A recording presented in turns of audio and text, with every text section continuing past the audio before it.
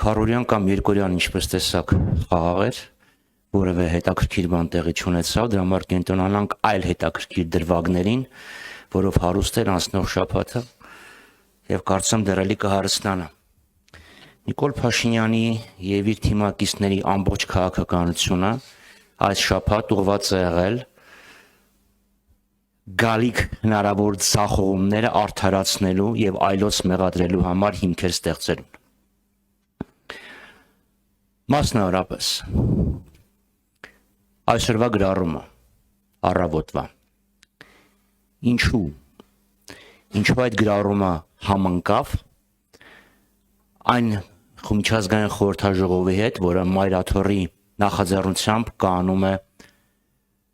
Շվեյցարիայում։ Ինչու Ալեն Սիմոնյանի հայտնի հայտարարությունը համընկավ Արցախի Հանրապետության ազգային ժողովի նախագահ ընտրելու հետ։ Մյուսը, ինչու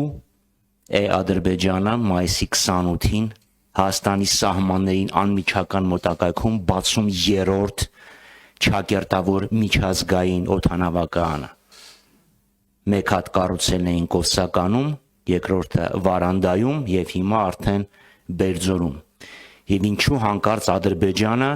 երեք հայտարարեց, որ Խոզնավարում իրանք չեն կրակել։ Իսկ ով է կրակել։ Հանգուցյալ Ալեքսանդր Սերգեևիչ Պուշկինը։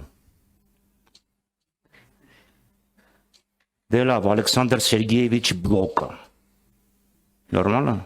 Կամ Ալեքսանդր Սերգեևիչ Գրիբաեդովը։ Այս ամենը նշանակում է, որ Ադրբեջանը հիմքեր է նախապատրաստում Հայաստանի Հանրապետության դեմ հերթական ագրեսիայի համար։ Իսկ Փաշինյանն եւ իր իշխանությունները փոխանակ հիմքեր ստեղծեն պաշտպանելու Հայաստանի Հանրապետությանը, մեղավորներ են փորձում կանխել։ Եթե հանկարծ Մայրաթորը այս խորհրդաժողովը չկազմակերպեր, հարցակում չէր լինի։ Եթե Արցախի Հանրապետության ազգային ժողովը նոր նախագահ չընտրեր, հարցակում չէր լինի։ Սա է իրականությունը, սա է այս ջղաձգումների խորքային պատճառը։ Եվ նաև իհարկե Առաքելական Սուրբ եկեղեցու դեմ խաչակրած աշխատանքի շարունակությունը։ Նաև չեմ կարող չանդրադառնամ մայիսի 28-ին Սարդարապատում Նիկոլ Փաշինյանի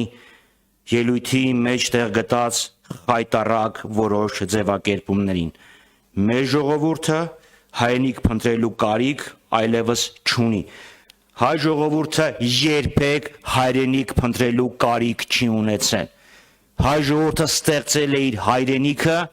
այն պահից, երբ Հայկը սպանեց Բելին։ Բոլոր այն հատկանիշները, որոնք պայմանավորում են մեր ինքնությունը, ձեռք են բերվել եւ հաստատվել են պետականության շնորհիվ։ Այսինքն այն ազգերը, որոնք